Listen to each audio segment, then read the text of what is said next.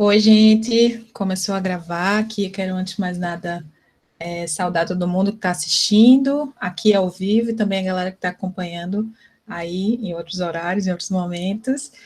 Para quem ainda não me conhece, eu sou Janaíne Ares, sou professora aqui do Departamento de Comunicação da Universidade Federal do Rio Grande do Norte, e a gente está desenvolvendo um evento chamado Ciclo de Debates em Economia Política do Audiovisual.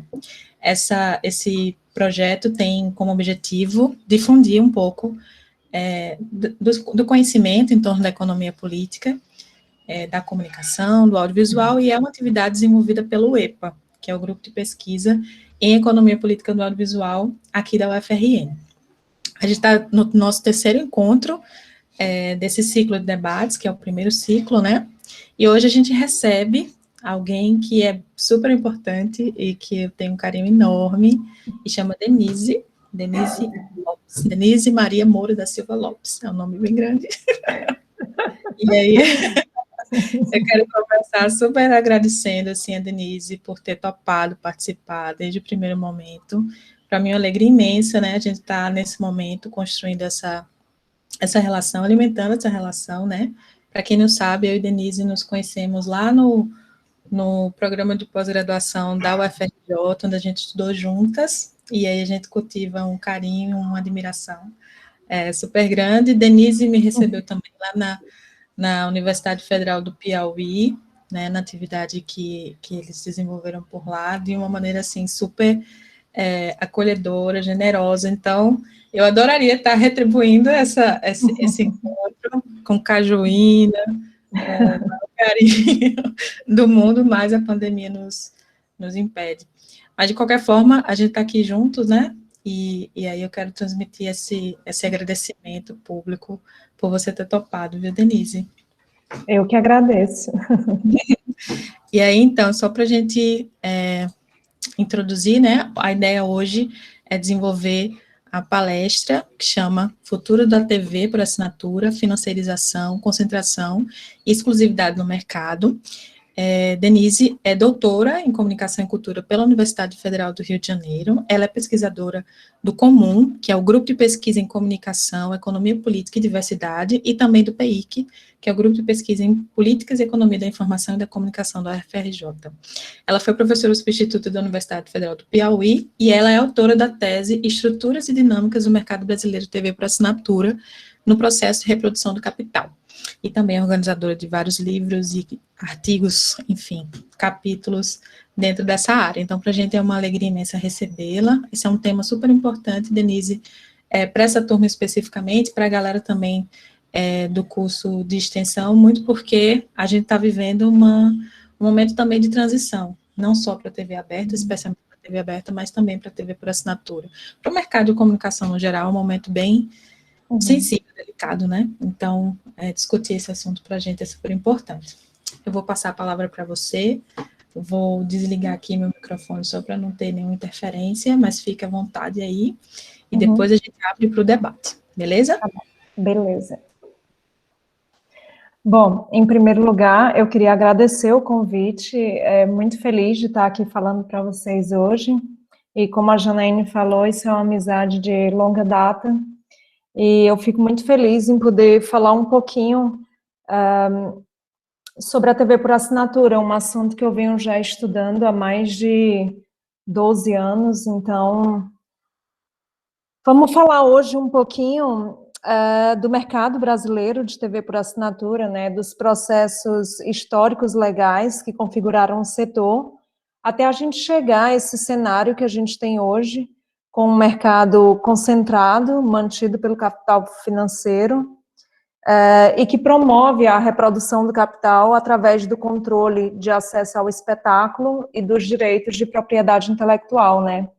Então, a gente vai falar um pouco de como esse mercado concentrado, ele afeta, por exemplo, a oferta de conteúdo.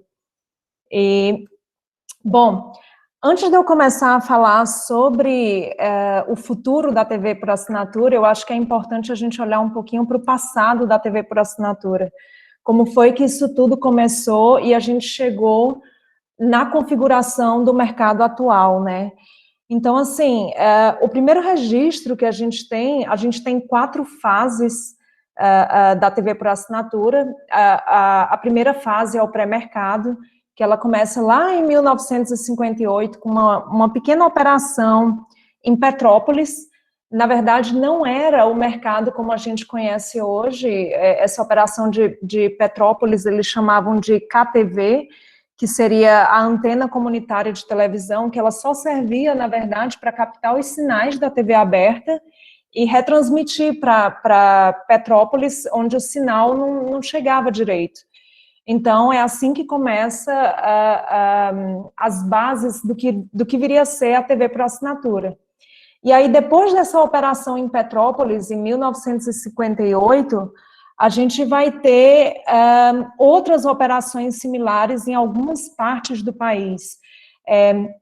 Depois de Petrópolis, na década de 60, a gente tem uma operação em Manaus, onde a família Rauch captava os sinais de TV de uma emissora venezuelana, e daí retransmitia em Manaus, porque a TV não chegava na região, a TV aberta. E aí, depois disso, também foram registradas algumas operações no Paraná, em Santa Catarina.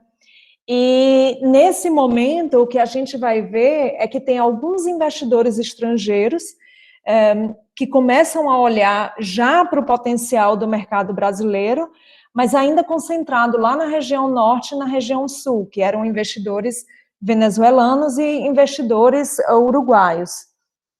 E nessa época, ainda não existia uma estrutura de funcionamento econômico e regulamentar. Ainda era muito, vamos testar e vamos ver o que acontece.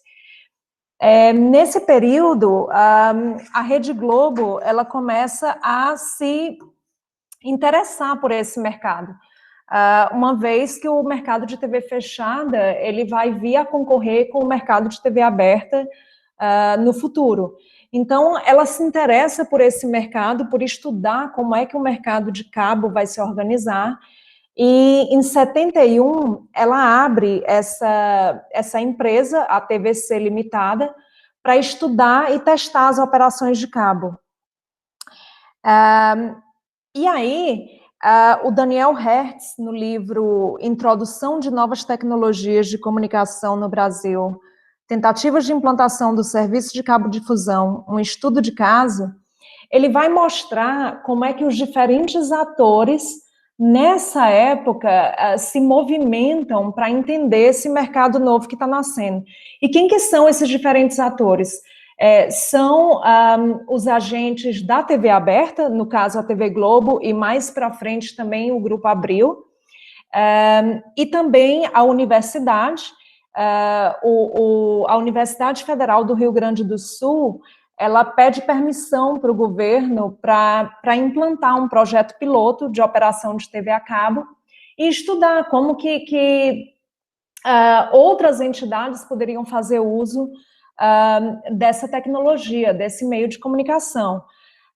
No entanto, o ministro das Comunicações, à época, ele nega essa permissão para esse projeto piloto, e um grupo que se reunia no Seminário de Televisão Educativa em Porto Alegre para discutir exatamente esse novo mercado, eles acabam formando essa associação de promoção à cultura. E essa associação, ela vai ser responsável por preparar um dossiê que vai revelar as ligações entre o governo e empresários. Então, assim, enquanto você tem uma tentativa da universidade de estudar o potencial desse novo mercado, você vê o empresariado fazendo lobby junto ao governo e não permitindo que a universidade entre nesse campo para estudar, para tentarem moldar o mercado do jeito que é melhor para os negócios, né?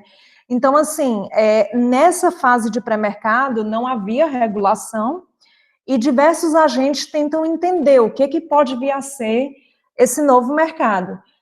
E aí, finalmente, em 1988, 30 anos depois da primeira operação lá em Petrópolis, a gente vai ter a primeira legislação do setor. Essa primeira legislação é o decreto 95.744, de 1988, e ele regulamentava o Serviço Especial de TV por Assinatura, TVA. E o que a gente vai ver é que, na história da TV por assinatura, esse início, eles vão regulamentar de acordo com as tecnologias.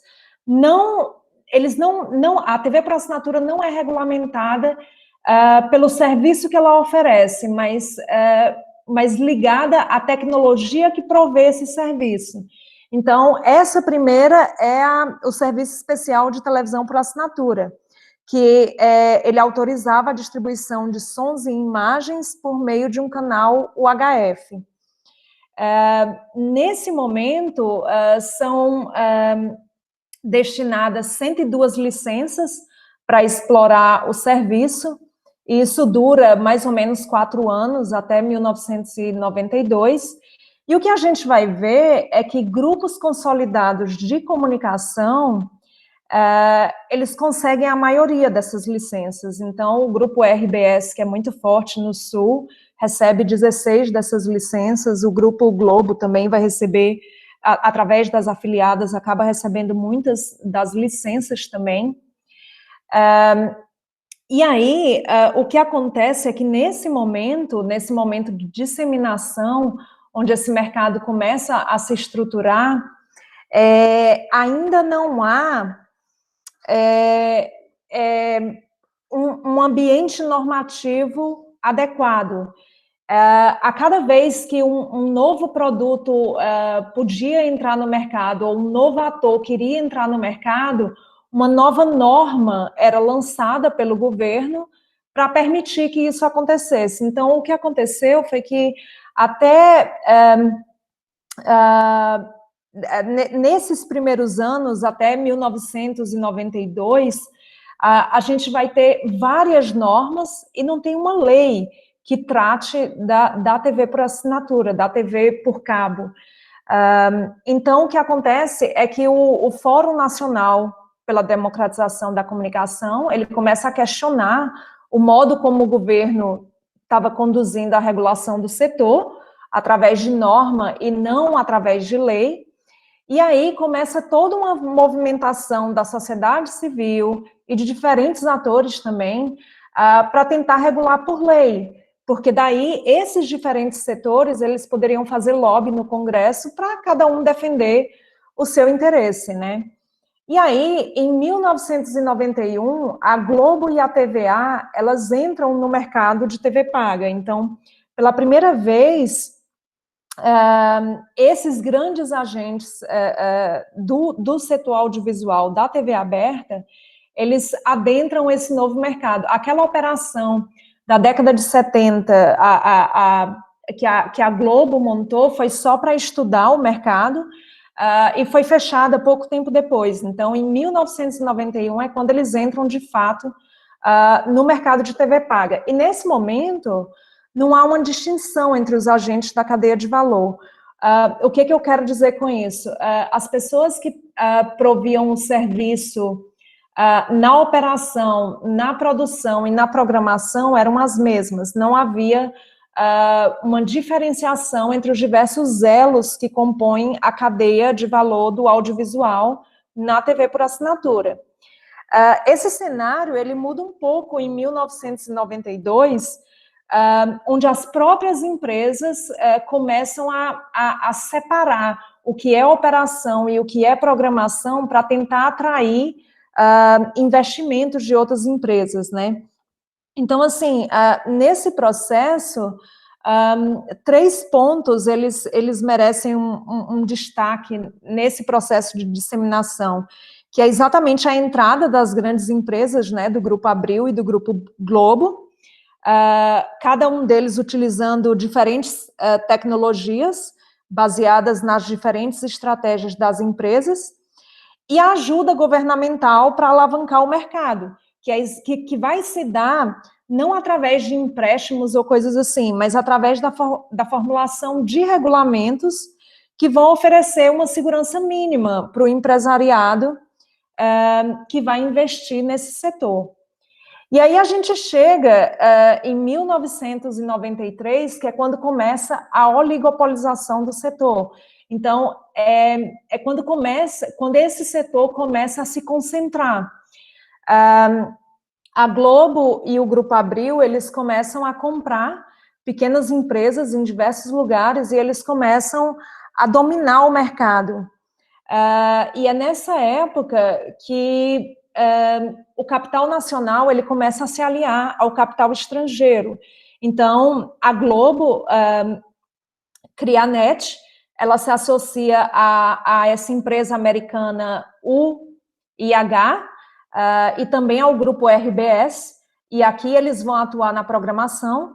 O Grupo Globo, ele também vai se ligar ao Grupo Sky, do Rupert Murdoch, a TCI e a Televisa mexicana para fundar a Sky. Então, eles começam a operar na distribuição. Então, a Globo começa com a NET a operar na programação e com a Sky a operar na distribuição. E o Grupo Abril faz mais ou menos a mesma coisa, ele se associa à mexicana MVS Multivídeos, a venezuelana Cisneros e a empresa norte-americana Hughescom para fundarem a DirecTV, que vai fazer concorrência direta à Sky.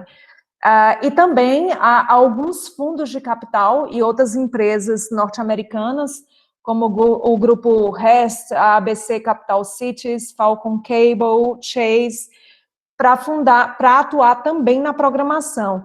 Então, o que a gente vai ver é que na década de 90 começa a entrada do capital estrangeiro nesse setor no Brasil, no setor de TV por assinatura. E aí a gente vai ver que essa entrada na década de 90, ela não se dá por acaso, porque a década de 90 é exatamente quando quando vai ter a privatização do Telebrás, é quando vai ter o processo de privatização de muitas empresas estatais e de abertura do mercado para esse capital internacional. Então, em 1995, a divisão do mercado brasileiro, vocês podem ver aqui no slide, que a Globo ela possuía 42 operações, e a TVA do Grupo Abril, 11 operações, e as outras empresas, 17. Então, assim, era um mercado bastante concentrado. Em 1996, são expedidas mais 106 licenças para a TV a cabo, e 63 delas eram afiliadas da NET Brasil, do Grupo Globo. Então, a gente começa a ver essa concentração do mercado já nesses primeiros anos, né? Nesses 5 anos, entre 93 e 98, a gente vai ver essa oligopolização do mercado de TV por assinatura. Até esse momento, o que acontecia é que as empresas que prestavam serviços de telecomunicações, elas não podiam atuar no setor de TV por assinatura. Então, esse setor era meio que exclusivo desses agentes, e a Globo e a TVA, elas tiveram muita vantagem em relação a isso. Em 1998, vai acontecer a privatização da Telebrás, e aí várias empresas estrangeiras, elas se instalam no Brasil. E uma delas é a Telmex mexicana, tem também a Telefônica da Espanha, e todas elas começam a entrar no Brasil através da privatização da Telebrás. Só que, como eu falei antes, a legislação ainda não permite que essas empresas de telecomunicações elas possuam operações de TV paga. Mas isso vai durar muito pouco, na verdade, vai durar 4 anos, porque em 2002, essas empresas já vão poder atuar nesse mercado, e aí é quando se começa a falar nos serviços de triple play, que é a oferta de televisão por assinatura, telefonia celular e internet juntas.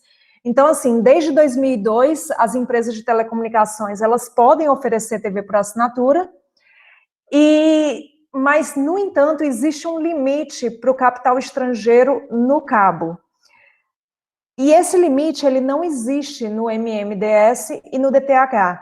Como eu falei para vocês, a legislação de TV por assinatura, ela não era unificada, ela era baseada na tecnologia. Então, se você tinha uma licença de cabo, as normas que você deveria seguir não era igual à empresa que tinha licença de MMDS ou de satélite, né, de DTH.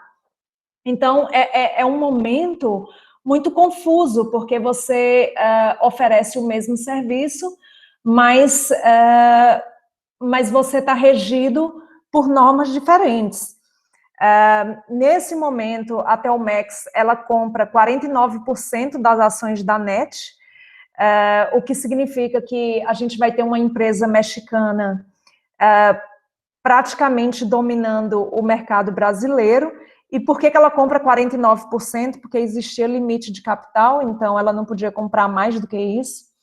A Sky e a DirecTV, elas vão se fundir no Brasil em 2006, o que vai tornar praticamente um monopólio o mercado de TV via satélite. A Telefônica compra a TVA do Grupo Abril, e a Globo, ela passa a focar na programação, mas ela ainda tem uma pequena participação na operação através da Sky. Então, o que a gente vai ver nesse momento é que a partir de 2002, quando as empresas de telecomunicações entram através da privatização da Telebrás, essas empresas internacionais, elas começam a controlar o mercado de operação no Brasil, a distribuição do conteúdo. E aí, a gente vai chegando no momento que é mais próximo do que a gente tem no mercado hoje. Em 2011, finalmente, é aprovado no Congresso a lei do SIAC, a lei 12.485. E o que essa lei faz é unificar toda a bagunça que era a legislação de TV paga. Então, você não tem mais a lei do cabo e as normas e as normas para o MMDS e para o DTH. O que você vai ter é uma lei única, que é a Lei 12.485, e o que essa lei diz é basicamente que a produção e a programação, agora elas são separadas da distribuição, oficialmente, embora isso já fosse feito pelas empresas de uma maneira...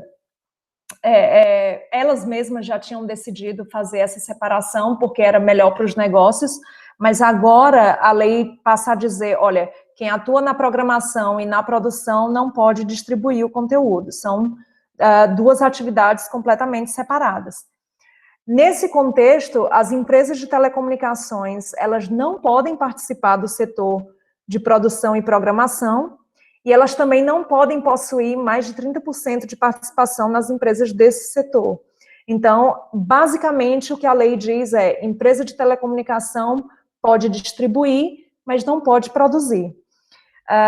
No entanto, as empresas de TV aberta, elas podem ter até 50% da participação em empresas de telecomunicações, e elas podem explorar a produção e a programação de conteúdos. Então, assim, você vê que a lei, ela meio que privilegia um pouco as empresas de TV aberta. Por outro lado também, e esse privilégio a gente vai ver aqui, os distribuidores, que são as empresas de telecomunicações, eles são obrigados a pagar a Condecine, que é um imposto para o desenvolvimento do conteúdo audiovisual. Então, assim, como é que funciona o modelo atual da TV por assinatura, o modelo de negócios atual dessa TV por assinatura? A gente tem os programadores, que fornecem o conteúdo para os assinantes, e os assinantes são os telespectadores desses programadores. Esses programadores, eles vendem essa audiência, a atenção que esses telespectadores dedicam ao conteúdo deles, que eles chamam de audiência, eles vendem essa audiência para os operadores, e os operadores, eles vendem o acesso ao conteúdo para esses assinantes. Então, basicamente, esse é o modelo de negócios da TV por assinatura baseado nesse tripé operador, programador, assinante. Nos distribuidores, se a gente olhar para o mercado de TV por assinatura em 2020, e aqui vai ficar muito claro a concentração do mercado no Brasil, a gente vai ver que o Grupo Claro, ele tem 47,1% do mercado, ele domina, e isso, o Grupo Claro, aqui a gente tem a NET, a Claro TV e outras pequenas operações, tudo isso é do Grupo Claro, que... e concorrendo com ele, nós temos a Sky, outro grupo internacional, então o Grupo Claro da Telmex mexicana, o Grupo Sky ligado ao Murdoch, nós temos também a Vivo, com 8% desse mercado, que é da Telefônica, da Espanha, e de operador nacional a gente tem a Oi, que tem 11% do mercado, e outras operações pequenas, que funcionam basicamente nas áreas onde esses grandes operadores não querem atuar, ou seja, nos rincões do Brasil. Então, naquelas áreas de difícil acesso, onde as pessoas querem ter acesso ao serviço, mas são áreas que não são lucrativas, então os grandes agentes não chegam e esses pequenos operadores acabam sendo responsáveis por cobrir essas áreas.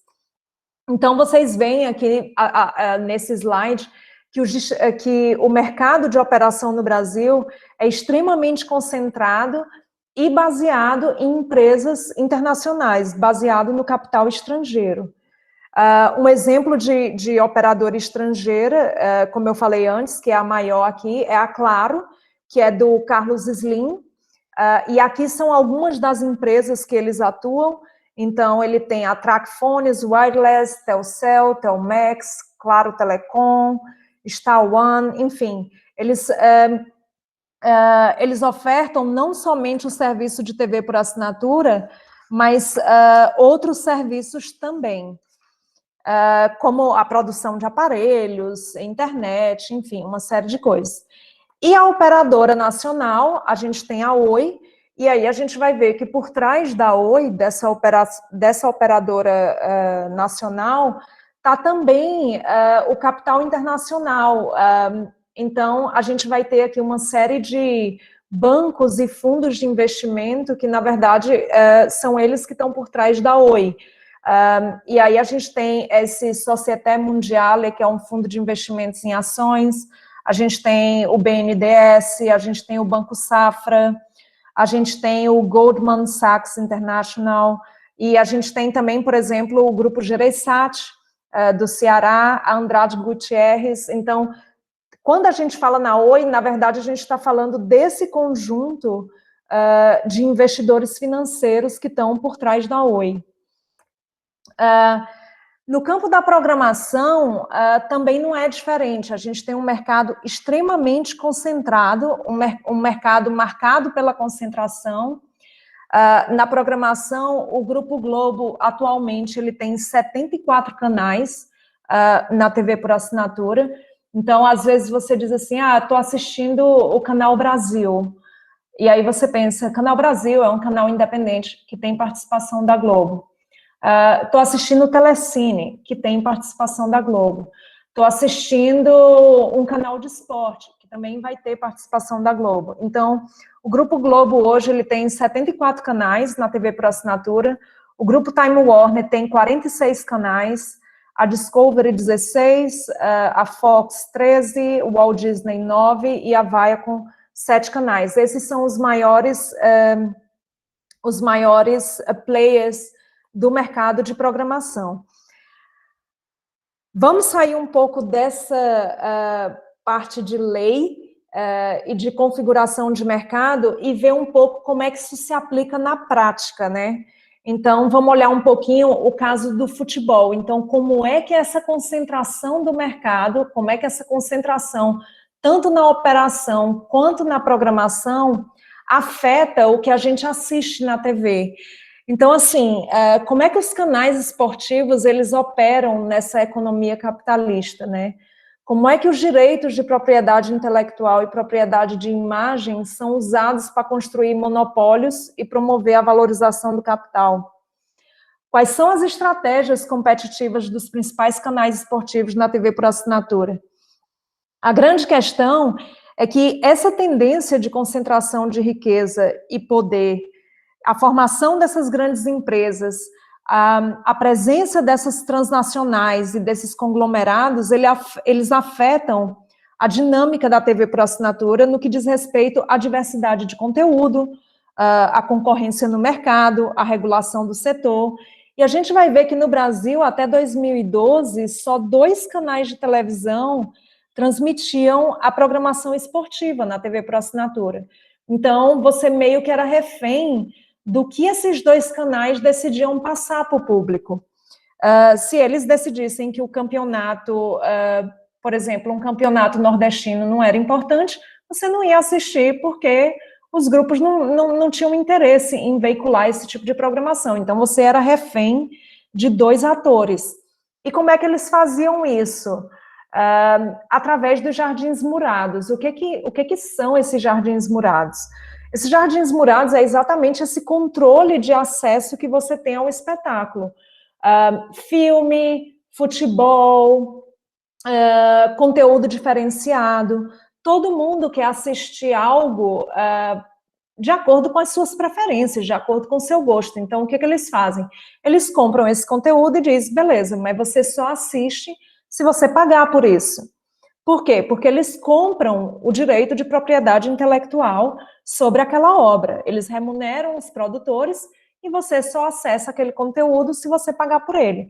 Então, eles exploram o monopólio sobre o produto do trabalho artístico, né? E aí, eu sei que é difícil ver o Neymar, por exemplo, como um artista, mas é basicamente isso, porque você remunera o Neymar pelo espetáculo que ele proporciona na tela, quando ele vai lá jogar enfim, fazem aquele espetáculo do futebol que a maioria dos brasileiros é apaixonada. Então, assim, até 2012, a gente só tinha 2 canais que operavam, que veiculavam esportes. A gente tinha o Sport TV, do Grupo Globo, e a gente tinha o ESPN, do Grupo Walt Disney. Essa configuração do setor, ela começa a mudar um pouco com a entrada da Fox Sports, e do EI Max. A Fox pertencente ao grupo Century Fox, mas que depois vai ser comprado pelo grupo Disney, e o EI Max, que ele surge independente, mas que depois é comprado pela Time Warner. Então, vamos dar uma olhadinha como é que isso funcionava. Então, basicamente, até 2012, o que acontecia é que o que tinha de campeonato brasileiro e o que tinha de campeonato sul-americano era transmitido pelo Sport TV, ou seja, pelo Grupo Globo. E o que era campeonato internacional, os principais campeonatos internacionais acabavam ficando com a ESPN. Em 2012, a Fox Sports, ela entra nesse mercado e ela pega a Copa Libertadores, que antes era do Sport TV. E aqui começa uma disputa entre esses dois agentes. E aí você vai ver que aquelas relações anteriores que a Globo tinha com algumas operadoras, elas também vão entrar na mesa de negociações quando a Fox tenta entrar na Sky, quando ela tenta entrar na NET, quando ela tenta entrar nos outros grupos. O EI Max, ele era completamente sem importância nesse cenário global.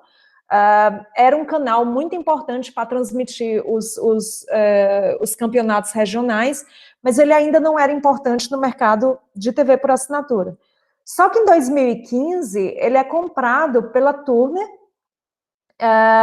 e aí ele começa a ser um ator importante porque ele começa a oferecer um serviço diferenciado, que é exatamente, ele se especializa nesses campeonatos menores, que ninguém queria, mas depois ele começa a entrar na briga grande, quando ele compra a Champions League, a Liga dos Campeões. Então, você vai ver que em 2016 esse cenário é completamente diferente. E aí você diz, nossa, então agora nós vamos ter acesso a mais conteúdo, a mais jogos.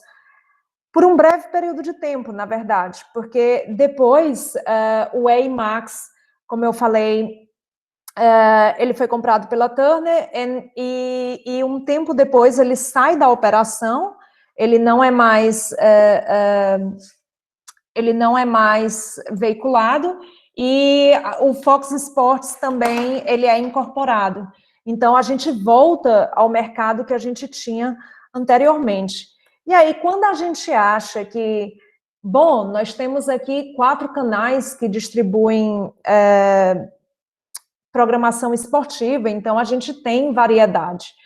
Quando a gente vai olhar para o que eles veiculam, a gente vai ver que não existe essa pluralidade, que não existe essa variedade.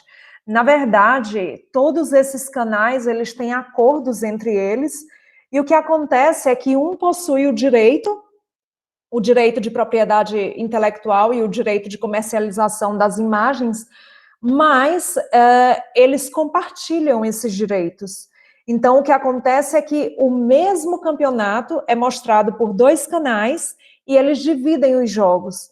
Então, um mostra 4 jogos, o outro mostra outros 4 jogos. Então, o que a gente vai ver é que essa concorrência, ela, na verdade, não existe.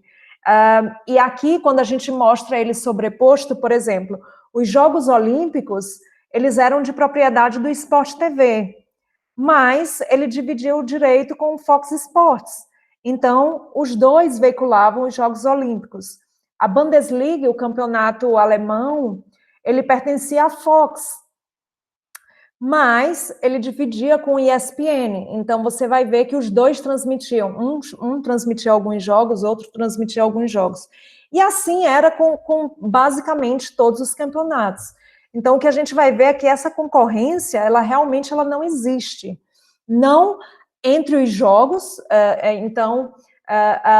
os jogos em si, na verdade, os campeonatos eram divididos. A exclusividade, ela era restrita basicamente à primeira rodada. As rodadas seguintes, elas eram compartilhadas. E quando a gente olha para quem está por trás desses canais, a gente vai ver que também são os mesmos grupos.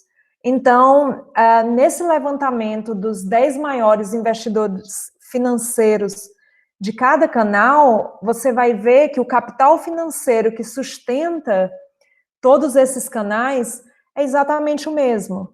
Então, no grupo Walt Disney, na Time Warner e na Fox, o grupo Vanguarda, ele tem participação, ele tem ações em todos os 3 canais. E o que a gente vai ver é que eles têm não exatamente, mas quase que exatamente os mesmos investidores. Então, de que concorrência que a gente está falando? Porque, na verdade, a gente está assistindo a mesma coisa em todos os canais e a gente está dando dinheiro para os mesmos grupos. Então, existe uma falácia de que existe uma concorrência na TV por assinatura. O que a gente vai ver é que, na verdade, é basicamente tudo os mesmos grupos. E aí, agora que a gente já conhece o passado, o presente, vamos olhar para o futuro da TV por assinatura, né? O que é que está acontecendo com a TV por assinatura? O que está acontecendo hoje é que o mercado de TV por assinatura, ele está perdendo a sua base de assinantes, e essa queda está acontecendo desde 2015. 2014 foi o ano que teve o pico, que foram quase 20 milhões de assinantes, mas esse mercado já perdeu 4 milhões de assinantes, e cada ano perde mais. E por que está perdendo? Um dos fatores é o preço. A TV por assinatura é muito cara. E por que a TV por assinatura é cara? Porque a TV por assinatura, ela tem que pagar impostos que a internet não paga. A internet não existe essa regulação ainda na internet. Então, por exemplo, a Condecine, que eu falei lá atrás, os operadores têm que pagar. mas a Netflix não precisa pagar.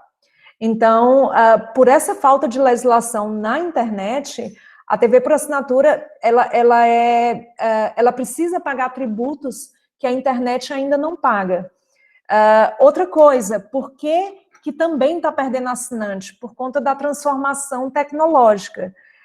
O que eu quero dizer com isso? Muita gente hoje prefere assistir no celular, prefere assistir de maneira privada, quer assistir em qualquer lugar.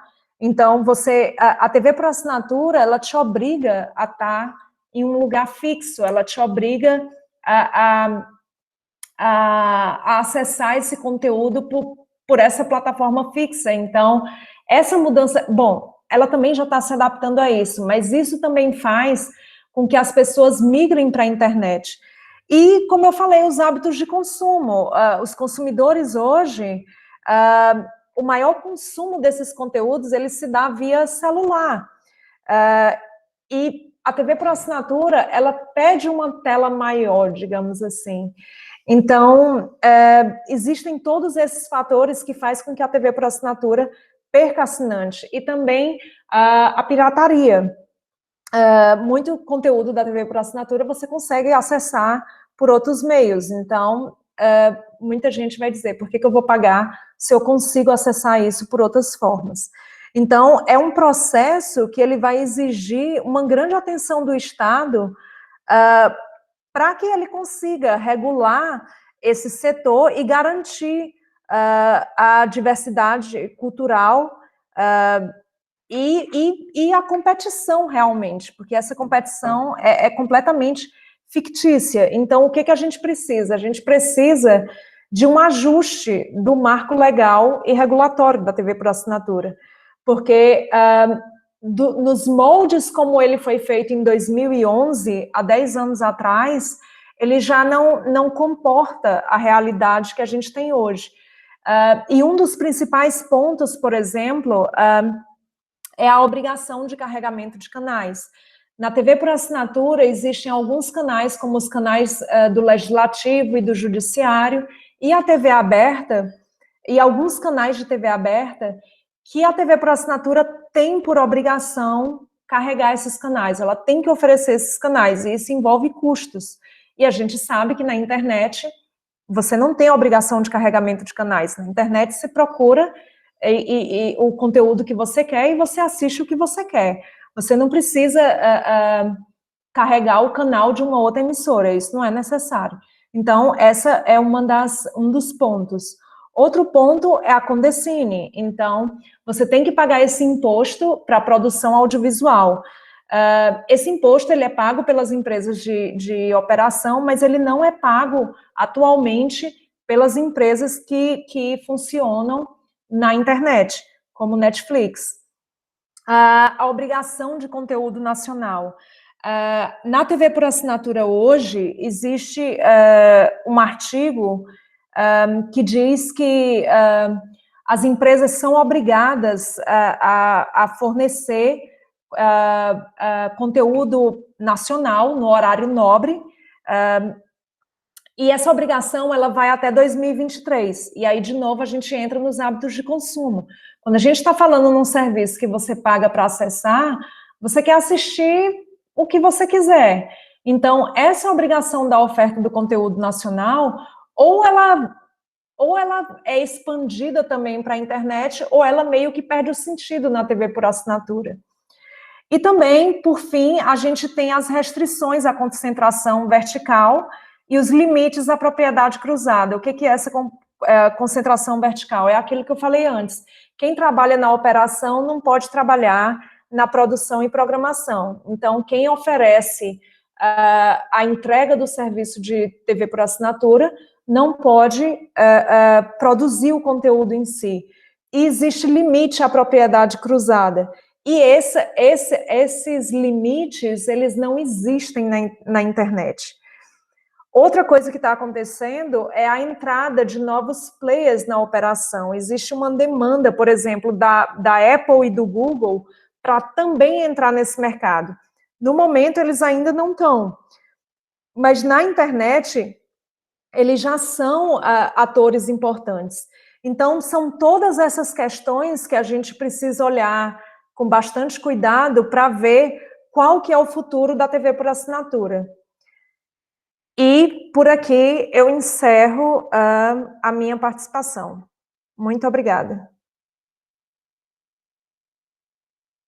Bombou, Denise, que legal. Você tocou em pontos bem importantes para a gente debater aqui. Eu posso parar de compartilhar ou não? Não, deixa só um pouquinho, Tá. que é para o povo poder pegar esse QR Code aí. Ah, tá bom. Ó, gente, avisando para a galera que está em casa assistindo depois, que esse QR Code está aparecendo aí na tela, ele serve para que vocês, como é que se diz? Acessem a lista de presença, que Sávio já colocou aqui, também no nosso chat, para quem está assistindo ao vivo conosco. Gente, vocês têm perguntas para a Denise? Contem. Quem tem perguntas aí, levantem as mãos. Mas eu tenho algumas questões, sabe, Denise? Porque uma das coisas que eu acho mais incríveis e aí Sávio estava falando aqui no chat, não sei se você viu. Sávio Não, eu não consigo ver o chat. Ele disse assim, deixa eu ver, cadê? Ele falou que as coisas são feitas sob medida para a Globo. E aí era um pouco sobre isso que eu queria conversar. Assim, eu acho muito interessante como que o mercado de TV aberta, de alguma forma, influencia também na construção dessa regulação, assim, para um outro setor, né? Então, a gente vê meio que essa relação, esse vínculo de um mercado, que no nosso caso é super forte, influenciando em outro, assim. Então, eu queria que tu comentasse um pouco sobre isso, né? Sobre essa relação não sei se eu posso dizer que é isso, mas essa mistura, né? Que como é que pode dizer? Um vai se misturar com o outro, né? Na verdade, eu até falei no início desse livro do Daniel Hertz, na verdade, é o trabalho dele de mestrado, onde ele vai falar dessas relações, porque, e é muito interessante o trabalho que ele faz, porque ele mostra que o Ministério das Comunicações, ele sempre foi povoado por antigos empregados da Globo. Então, o que acontece é que sempre a Globo sempre teve pessoas lá dentro. Então, assim, uma determinada pessoa trabalha para ela durante um tempo, vai para o Ministério das Comunicações, faz lobby por dentro do Ministério das Comunicações, e a gente também não pode negar a influência dela no setor político, né? Mesmo quando as discussões vão para o legislativo, a Globo ela tem um poder de lobby muito grande. E basicamente, ela é o agente nacional na programação que formata o mercado, que dá forma a esse mercado. É ela que diz para onde que vai. Tanto que, assim, por exemplo, a Telecine é Globo com outros grupos. O Canal Brasil é Globo com outros grupos. Então, assim, ela sempre está nos principais nichos. O esporte, basicamente, se você quer ter um campeonato nacional, você tem que conversar com a Globo, porque é ela que detém o direito de veiculação de praticamente todas as partidas. E para quem é fã de futebol e acompanha essas coisas, vocês devem ter visto que quando alguns clubes tentaram se rebelar e não negociar com ela, acabam se dando mal, porque os outros grupos vão fechar com ela, e se você tiver um grupo que fechou com ela e outro que não fechou, a partida não é transmitida. Então, praticamente, você é refém. O que é uma loucura, né? Porque há uma falsa ideia, que eu acho que é isso que você aponta assim, muito bem, que é dessa pluralidade, né? E não só nesse contexto do futebol, se a gente for olhar para tudo, né? Então, existe essa ideia falsa de que eu pago a TV por assinatura porque eu tenho acesso a conteúdos variados, porque eu tenho acesso ou a conteúdos exclusivos, porque lá tem muita oferta.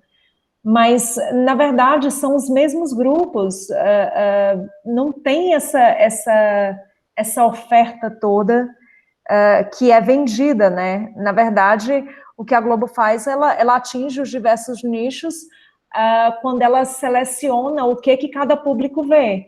Então, na TV aberta, eu coloco o conteúdo que todo mundo acessa, mas se você quer aquele conteúdo especial, você paga mais um pouquinho e vai para a TV paga. E agora ela está investindo muito pesado em vídeos sob demanda, né? Então, na plataforma dela sob demanda. Tanto que os conteúdos da Globo não estão na Netflix, porque essa é a grande sacada dela de ter um serviço onde ela possa oferecer os conteúdos dela, né, que é o Globoplay. Uhum. E não tem como a gente fazer comparação alguma com qualquer outro serviço, por exemplo, não lembro da Record como é, Play Plus da Record, é esse o nome? Olha, o SBT Play também, não tem como de alguma forma, ai, eu estou falando muito distante do microfone, desculpa, não tem como a gente fazer uma comparação, né, tipo, do que é a Globoplay, do que é do que é a Globo com qualquer outro grupo do nosso país, assim, porque ela é, de fato, vamos dizer assim, imbatível, né? e também tem a questão do gosto, né? A gente meio que foi moldado a gostar dela. Do tipo, foram anos e anos e anos de TV aberta. Tanto que, sei lá, se você fala em novela, por exemplo, todo mundo pensa numa novela da Globo, mas a novela da Record é assim, é assim, bom, se eu não consigo assistir a da Globo, talvez eu olhe a da Record. Mas a gente é moldado para consumir os produtos dela. E a gente leva isso para as outras plataformas também. Então, assim, essa semana eu estava até vendo, foi até na Netflix, é uma série, eu esqueci o nome agora, mas que trata das lendas brasileiras. Cidades Invisíveis. Exatamente. Então, assim, para mim, eu achei a série muito interessante e eu estava muito acostumada, porque eu estava vendo lá a Alessandra Negrini, o Marcos Pigozzi, o pessoal que eu cresci assistindo. Então, a gente consome esse conteúdo também porque a gente está acostumado com ele. Talvez tenha uma mudança grande com as novas gerações, porque eles não assistem TV aberta, né? E aí isso a gente precisa esperar um pouquinho para ver. Mas eu penso que o que vem por aí vai ser um pouco diferente, porque criança hoje já vai direto para o YouTube, ela não vê TV aberta. Então, eu penso que pode ser que isso mude num futuro breve, esse domínio da Globo, porque ela não teve a chance, digamos assim, como é que eu digo, de formatar, de fazer. Sorry, desculpa. De acessar. De fazer as crianças se acostumarem com aquilo, né? Manipular. Formatar a cabeça. Meio que de alienar. Te ensinar, A pobre deles fugiu de todas as formas de manipulação, alienação. Eu estou tentando achar a palavra, mas está difícil. Ô, Denise, a gente tem um bocado de perguntas aqui no chat, Vinícius também levantou o bracinho dele. Tâmara está falando assim, que, nossa, eu não sabia disso, né, que com relação a esse lance da Globo e tal. E Sávio está falando que podemos dizer que, que o Globoplay é o único serviço de streaming brasileiro consolidado que pode tentar competir com os outros, em sua esmagadora maioria estrangeiros. Eu diria que sim, eu diria que no momento sim. Embora, assim, quando a gente está falando no aspecto comercial, né? Mas o Brasil hoje, ele tem mais de 20 plataformas de serviço sob demanda. Então, assim, por exemplo, se você quiser acessar só conteúdo, por exemplo, produzido por pessoas negras, existe um serviço sob demanda para isso. Só que é muito pouco falado. Então, assim, em termos de diversidade, se a gente estiver falando de diversidade, a gente tem vários serviços sob demanda interessantes no Brasil. Se a gente estiver falando de concorrência, de mercado, aí sim eu vou dizer que só a Globo teria hoje potencial para concorrer com a Netflix. Porque, por exemplo, tem até uma pesquisa de uma aluna da Federal do Piauí, que ela estuda o Globoplay, e ela está estudando exatamente essa mudança, por exemplo, que a Globo agora está fazendo spin-offs de conteúdo da TV aberta para o cabo. Então, teve uma Malhação Viva a Diferença, que fez o maior sucesso, e agora tem na plataforma sob demanda, tem um conteúdo que foi derivado disso. Então, mas que não está na TV aberta, que só está no serviço sob demanda. Então, assim, se eu for olhar para o aspecto mercadológico, eu diria, sim, que a Globo hoje é a única que tem competência. Competência é uma palavra um pouco forte, mas é a única que tem poder de fogo para enfrentar esses grandes agentes internacionais. E o enfrentar não é nem assim, realmente enfrentar, porque a Globo é parceira, né? Então, na verdade, ela é o agente nacional que media as relações com esses agentes internacionais. Então, na verdade, é uma concorrência meio de amigo, porque ela concorre, mas ela também ajuda. E ao mesmo tempo, quando a gente vai fazer uma comparação de lá para cá, tipo, ela é muito pequena diante desses outros, né? Desses outros monstrões, assim. Então, também ela está numa situação, não nos parece muito confortável, mas que não é tão confortável assim, comparada com outros. Mas a vantagem que ela tem é o acervo de produção, né? A Globo tem muita produção de conteúdo. Então, e esse acervo tá faltando um lugar para disponibilizar ele, né? E as pessoas acessam. Então, não é à toa que o Vale a Pena Ver de Novo faz sucesso, porque as pessoas veem novela velha e dão risada e sentem saudade. Então, ela tem um acervo de conteúdo. Agora, ela não consegue entrar no mercado internacional, porque para isso ela precisa de conteúdo novo. E aí você não tem como disponibilizar tanto conteúdo como a Netflix faz. Mas a Netflix, ela trabalha no modelo de endividamento. Então, por enquanto, ela está só endividando para poder fornecer esse conteúdo.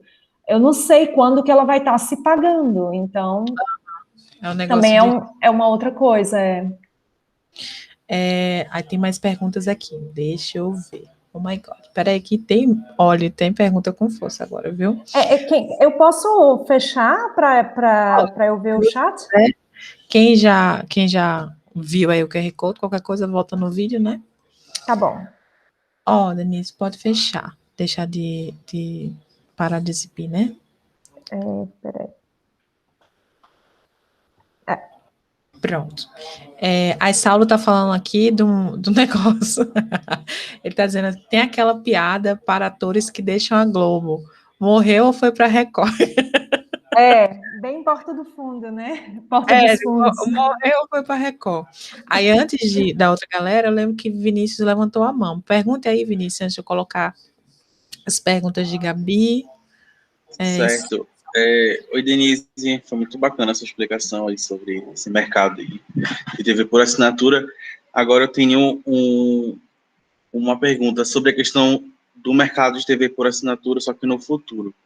A gente vê que tem esse descenso, né, desses veículos tradicionais, como a Claro, a NET, a Oi, que estão perdendo os clientes, né, todo dia tem tantos clientes que abandonam os pacotes, mas também a gente vê em ascensão, assim, até mesmo tímida, a questão dos IPTVs, né, que são aquelas por internet, que as pessoas pagam valores mais baixos, tem, tipo assim, 5 mil canais. Você acha que também é um exemplo do que vai ser no futuro? Tipo, essas IPTVs vão se consolidar cada vez mais?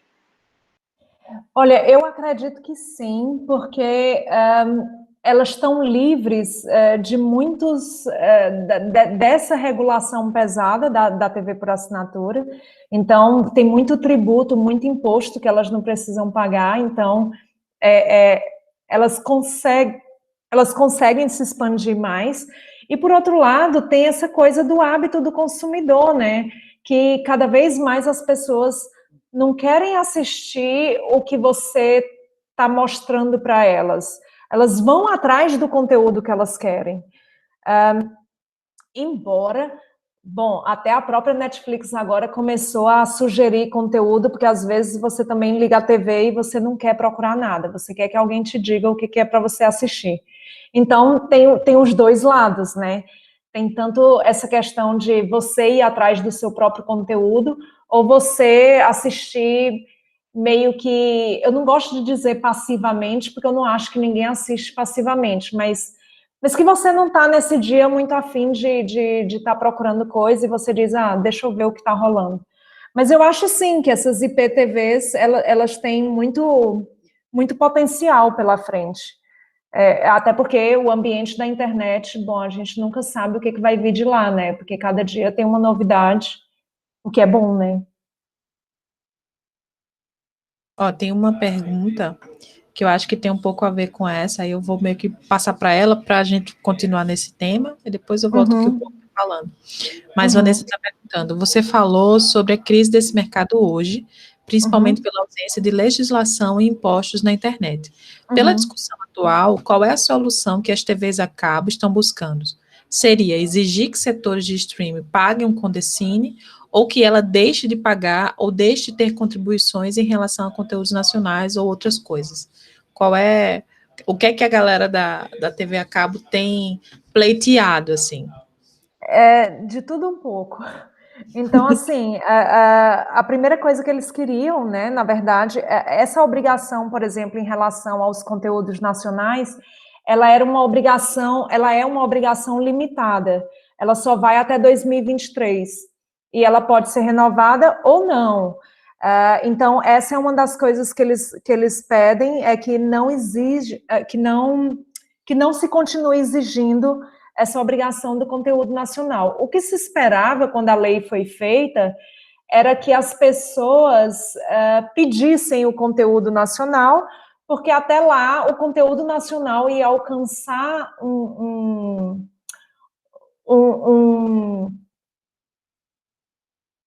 status no gosto das pessoas. As pessoas iam querer consumir o conteúdo nacional não porque é conteúdo nacional, mas porque elas gostam do que está sendo produzido. Então, isso era o que se esperava. E eu acho que essa série, por exemplo, das lendas, é bem isso, do tipo, eu achei a série super interessante. E não é porque é um conteúdo nacional, é porque ela é interessante, embora seja da Netflix.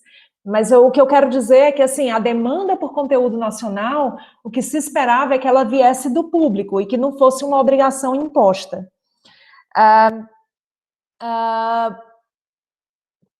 Que outras soluções? Os impostos. Sim, a TV a cabo, eles pedem, a TV por assinatura, eles pedem o tempo todo que a carga tributária seja diminuída. Por exemplo, eles têm que pagar ICMS, eles têm que pagar muita coisa. No entanto, por exemplo, a Condecine, que é um imposto que se paga para estimular a produção audiovisual, no meu entender, ele deveria ser estendido aos serviços de internet, porque daí você tem um estímulo à produção, você tem recursos para que esses produtores possam se desenvolver, né? Então, eles pleiteiam, na verdade, não pagarem, ou que seja estendido para a internet. Na verdade, o que eles estão pedindo é ou vocês diminuem o nosso peso tributário, ou vocês aumentem o peso tributário deles para que a gente possa concorrer em pé de igualdade, né? Porque da forma como tá bem assimétrico. E esse lance da lei, né, do conteúdo nacional na TV por assinatura, tem um impacto muito forte também no mercado audiovisual brasileiro, assim, porque a quantidade de produtoras independentes que, de alguma forma, deslancharam, ou pelo menos conseguiram existir, se manter, é imensa, né? Embora não necessariamente a gente possa falar de uma pluralidade e tal, porque quando a gente vai estudar um pouco, a gente vê que, na verdade, são produtoras muitas vezes ligadas já a essas grandes empresas e tal, mas mesmo assim tem um impacto brutal, né? Assim, teve uma Tem, por exemplo, você tem o Show da Luna, né? O Show da Luna é uma criação brasileira, e o Show da Luna, ele está em todo lugar. Do tipo, na Europa, todo mundo sabe quem é a Luna. Então, o Peixonauta também é outro produto que chegou em outros mercados. Então, assim, por exemplo, tem uma coisa que é muito interessante, que é, por exemplo, a Turma da Mônica. Por conta dessa obrigação do carregamento de conteúdo, a Turma da Mônica ela chegou na América Latina, porque como era transmitido via DTH, via satélite, não tinha como você tirar a Turma da Mônica da programação. Então, aconteceu que a Turma da Mônica foi aí para um monte de lugar. E aí a gente pode ter várias reservas contra a Turma da Mônica, mas é um produto nacional que está chegando mais longe. Então, as pessoas estão conhecendo o potencial da produção brasileira. Então, eu acho que foi uma medida muito boa. E eu acharia que deveria continuar a ser incentivado, sim, que tivessem produções nacionais. Por exemplo, na TV por assinatura, desculpa, no serviço de vídeo sob demanda, você não tem como alocar um horário, mas você pode estipular um número mínimo, ou você pode estipular que apareça na sugestão de conteúdo. Isso também seria uma alternativa, mas até o momento nada disso ainda está na mesa, né? Ainda, não é lei. Não tem sido debatido como uma regra, né? Tem mais perguntas aqui. Peraí, deixa eu ver. Depois de Saulo, que falou o negócio lá morreu, foi para Record. Aí tem Gabi que falou assim, a questão que fica, como ser pesquisador na área do audiovisual e não desacreditar de tudo que passa na TV? KKKKK. Gabi, eu não me lembro do pai falando isso, mas enfim. Assim, eu acho que a gente perde um pouco a inocência, né? E eu acho que isso é bom, porque daí a gente consegue olhar com um olhar crítico. Por exemplo, eu acho que a Globo ela é um agente que é muito poderoso no Brasil, é um agente que monopoliza mercado, mas, por outro lado, ela é uma agente que está fazendo frente no contexto internacional. Então, assim, eu acho que a gente não pode só olhar o lado ruim. E, por exemplo, quando abrem essas novas plataformas, você precisa de muito mais conteúdo. Então, você tem como aproveitar produtores independentes. Agora, eu sei que o processo de negociação é meio complicado, porque ele não vai querer pagar muito, né? Você não é conhecido, você isso, você aquilo. E a internet, ela te dá essa possibilidade de crescer sem depender desses grandes agentes, né? Então, eu não sei, eu fico um pouco... Eu não gosto de fazer o advogado do diabo, mas eu acho que a gente tem que tentar olhar os dois lados, assim... o que dá para a gente fazer para a gente ter uma presença internacional, mas também que a gente consiga garantir pluralidade, diversidade, enfim. É uma equação difícil. Eu queria um pouquinho da minha ignorância sobre a indústria cultural de volta. Tudo que passa, eu estou lá, olá, a galera querendo me manipular. Bem-vindo à economia política, viu, Gabi? É verdade. Você nunca mais assiste nada com os mesmos olhos. Tem mais duas perguntas aqui, duas coisas, né? Sávio está falando que Em janeiro de 2021, surgiu a notícia de que a Disney estaria interessada em coproduzir com os estúdios Globo séries nacionais para o Disney+. Depois ele complementou. Em 2019 e 2020, houve uma batalha judicial entre a Anatel e a Fox, especificamente para impedir a distribuição de canais por assinatura via internet. A Anatel desistiu e hoje já é comum esse modelo. Globoplay, mais canais ao vivo e a antiga Fox Premium e DirecTV Go. Na verdade, esse mercado agora, ele está bem dinâmico, né? Eu acho que do fim de 2018, 2017 para cá, não tem como, tipo, algumas decisões que lá no passado faziam sentido, hoje elas não fazem mais. Então, isso é uma coisa que as operadoras estão questionando agora. Por que a gente não pode ofertar conteúdo? Por que a gente não pode participar do mercado de produção, mas a produção pode ter parte na operação? Então, tem essa questão da propriedade cruzada e da concentração vertical, na internet isso não existe. Então, é algo que eles estão pedindo agora, que a lei seja atualizada para que permita.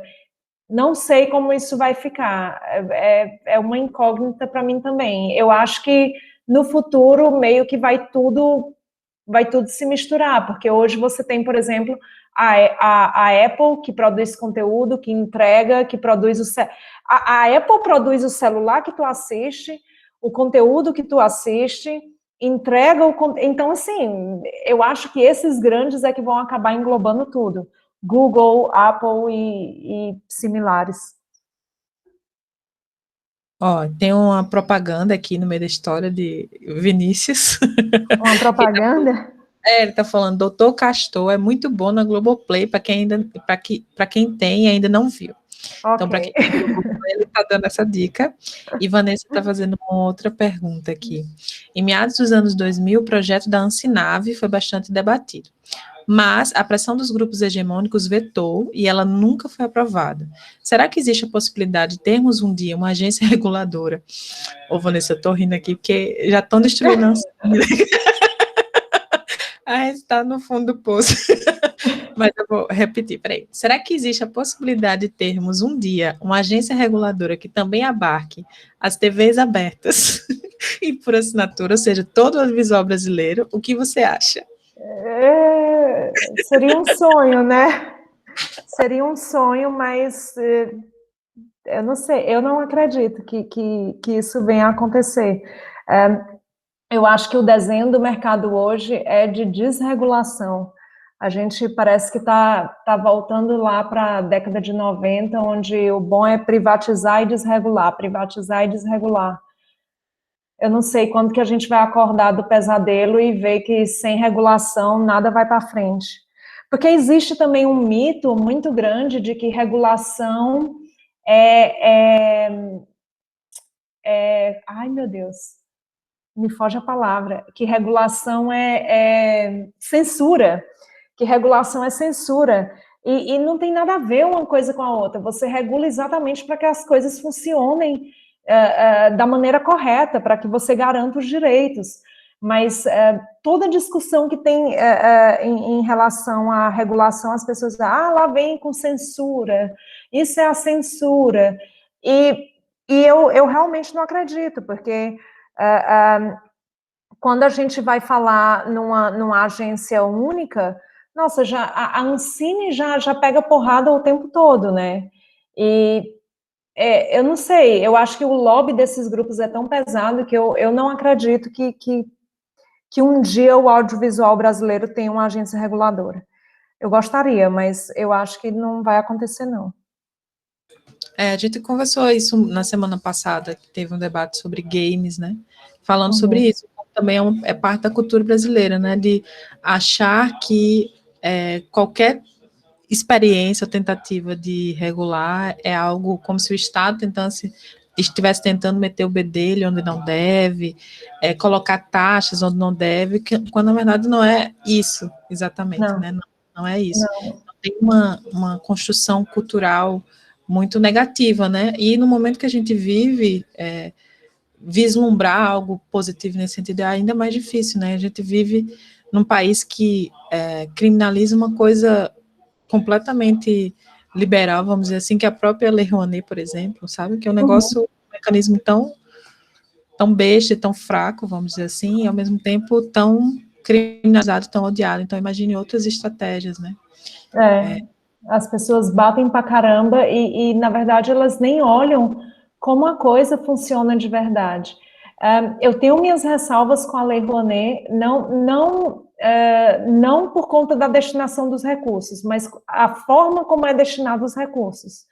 Do tipo, eu não acredito que a empresa, quem recebe o recurso deveria ser escolhido pela agência reguladora, e não pelas empresas que patrocinam. Então, tem algumas coisas que eu acho que a forma do funcionamento não é adequada. Mas, assim, é claro que é uma lei super válida, porque senão como que você tem produção? E isso tem em todo lugar. Do tipo, também é uma outra coisa que no Brasil, essa frase é quase como, só no Brasil que isso acontece. Não, não é só no Brasil, é no mundo inteiro, sabe? Mas existe essa coisa de que só no Brasil o Estado interfere. Só no Brasil. Não é, não é. A Gabi está falando aqui, muita gente acha que regular é precarizar o serviço. Exato, então, e aí, se a gente for pensar, por exemplo, quando essa regulação da TV por assinatura, quando você tem a lei 12.485 em 2011, é exatamente o contrário, é quando você conseguiu reunir todas as legislações, é quando você conseguiu focar na prestação do serviço, é quando você avança na oferta de conteúdo nacional, você conseguiu tantos avanços só porque regularizou. Então, enfim, é um pensamento que é recorrente, mas que eu também, que é completamente falacioso, Opa, peraí, sabe, colocou aqui outra questão. Em questão, e aí a Vanessa está complementando, né? Demorou uma vida para aprovarem essa lei. Uma vida, porque se a gente pensar que a TV por assinatura, ela começa lá em 1958 e vai ter uma lei que unifica em 2011, do tipo, são 40, 50 anos, né? Mais de 50 anos para você conseguir... Tudo bem, tudo muda, o ambiente tecnológico muda, os hábitos mudam, e você tem como ir atualizando a lei, mas as discussões são sempre muito longas e nunca produtivas, né? Nunca frutíferas, então é uma vida mesmo. Ó, Sávio está fazendo outra questão aqui. Essa questão das operadoras pleitearem a produção é um reflexo do modelo dos Estados Unidos, onde, por exemplo, a TIT é dona do Warner Media e da DirecTV, que no Brasil não pode produzir conteúdo por ser dona da Sky, e lançou recentemente o DirecTV Go. TV ao vivo na internet. É isso mesmo. Na verdade, então, o Brasil é um dos poucos onde quem trabalha na operação não pode trabalhar na produção e na programação. Esse modelo lá fora, ele não funciona. E os Estados Unidos, bom, nos Estados Unidos, eu acho que quanto mais conglomera, melhor. Porque eles têm essa coisa de... Os grupos têm braço em tudo, né? Você tem um grupo que tem braço na operação, na produção, na programação. Eles monopolizam o mercado em todas as áreas que eles podem. Então, sim, teve essa disputa, sim, no Brasil.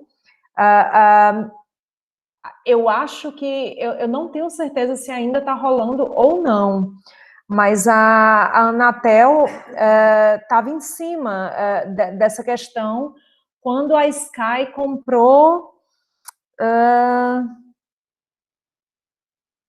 quando teve a fusão com a TIT, né? Quando tudo isso aconteceu, teve esse questionamento de como é que vai ficar no Brasil, porque ela não podia atuar nos dois lugares. Então, essa é uma outra questão que as operadoras estão pleiteando, que é exatamente seguir esse modelo onde você pode participar dos diversos elos da cadeia produtiva. Ainda não pode, mas na internet pode. Que doideira, né? É muito. Gente, mais perguntas para a Denise. Aí, Safo está dizendo, parecido com as complicações do Brasil, da Disney Fox, Fox Sports e ESPN. Exatamente. Exatamente. Bom, todas essas fusões que acontecem no ambiente internacional, elas acabam tendo reflexo no Brasil, porque essas empresas estão no Brasil. Só que quando elas estão nos Estados Unidos, elas seguem as legislações americanas, mas quando estão no Brasil, precisam seguir as legislações brasileiras. Então, cada vez que tem uma fusão, uma aquisição, isso vai ter reflexo e aí a Anatel vai precisar decidir o que faz, né? A Anatel junto com a Ancine. Eu, de novo, fechei meu microfone. Oi, gente, alguém tem mais pergunta para a Denise? Vamos aproveitar esse momento. Falando em Denise, outra Denise chegou, Denise Carvalho. Bem-vinda, Denise, a gente já está terminando aqui hoje. É isso, né, povo? Foi show. Ei, Denise, pois é isso. Então, mulher, muito obrigada mesmo, assim, por sua generosidade, por você ter topado falar um pouco com a gente, sabe? Esses temas, eles são muito importantes e eles demandam uma especialização, alguém que realmente saiba de tudo isso, sabe? Então, acho que não podia ser outra pessoa, porque tem que ter essa expertise, sabe? Essa expertise que você tem aqui, desses 12 anos de trabalho. Então, para a gente é uma alegria imensa, a sua generosidade, a sua capacidade, né, de responder essas perguntas todas. A maior parte dessas aí eu que agradeço. E assim, eu estava até um pouco, vamos dizer assim, meu Deus, eu não quero afogar eles com tanta coisa, mas quando eu fui recortar o que falar, eu digo, gente, mas não tem como não falar na história, mas não tem como falar disso, mas não tem como falar disso.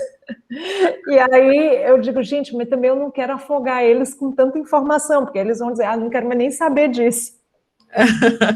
Ai, não, eu acho que todo mundo amou.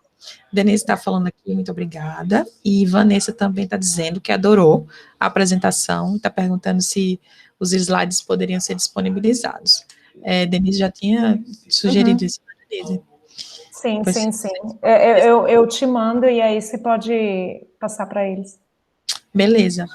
Então é isso. Gente, eu vou agradecer a todo mundo que está assistindo. Vou parar aqui a gravação. Se despede. E tchau, obrigada pelo tempo de vocês, né, por terem vindo e escutado um pouquinho sobre essa história, que ela é um pouco confusa, ela é um pouco cheia de detalhes, mas eu acho que abre um pouquinho os olhos da gente para o que está vindo por aí, né? Com certeza. E é uma coisa que que as pessoas não sabem sobre, sabe? Então a gente tem realmente uma ideia que eu acho que foi a principal contribuição mesmo, assim, uma ideia falsa de que ali, com essa multiplicidade de canais de TV por assinatura, a gente está tendo uma pluralidade de conteúdo, não é isso, né? Não é isso. Eu adoro quando as pessoas dizem assim, eu não assisto a Globo, eu tenho TV fechada, eu tenho TV por assinatura. Aí eu realmente adoro quando elas dizem isso. Eu não assisto a Globo, eu só assisto TV por assinatura. Aí eu digo, tá bom. Que bom. Então é isso, deixa eu ligar aqui a gravação.